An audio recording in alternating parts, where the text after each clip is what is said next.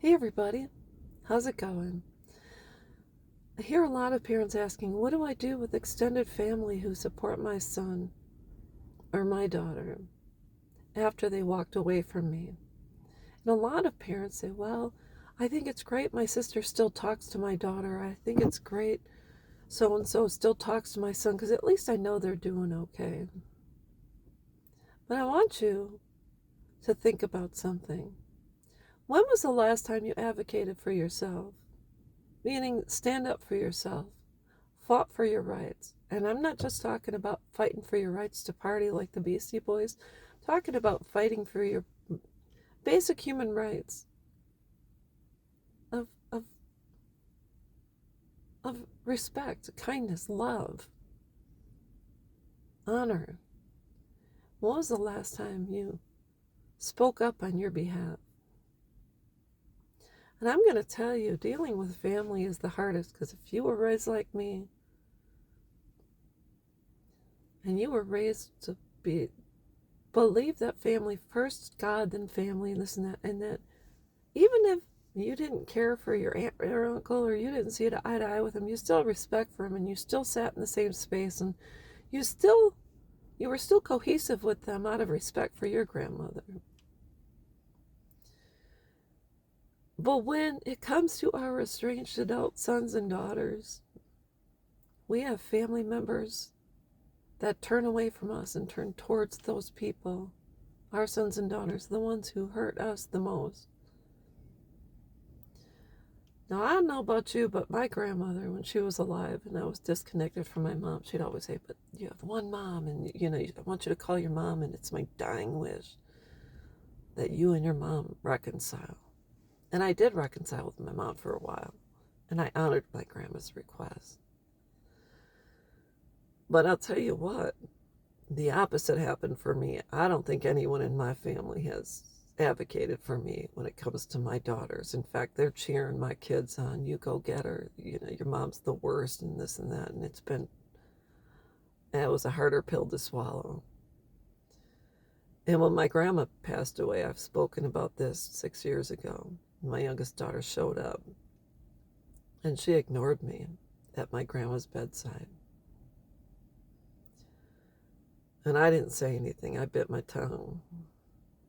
I tried to speak to my daughter and she turned and ignored me and she picked up her cell phone.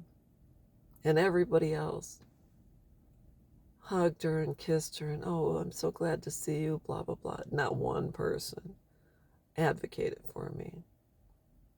I think they were told by maybe someone that you should go give your mom a hug and they said no. And someone should have stood up and said, if you're not going to be kind to your mom at the bedside of your dying grandma, you need to leave. You should not hurt your mother or cause her more pain. So out of respect for my grandma and my family, I played nice. I got along. As painstaking as it was to see my daughter and be ignored after 10 years, I played nice.